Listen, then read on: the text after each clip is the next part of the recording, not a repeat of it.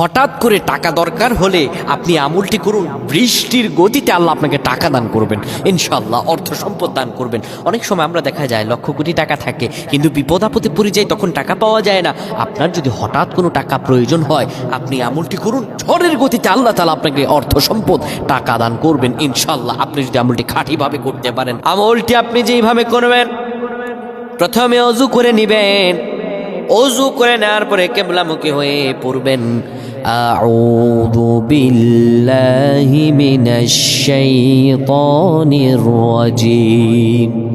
এটা পড়ার পরে আপনি পড়বেন সুবহানাল্লাহ 555 বার, সুবহানাল্লাহ 555 বার, সুবহানাল্লাহ 555 বার।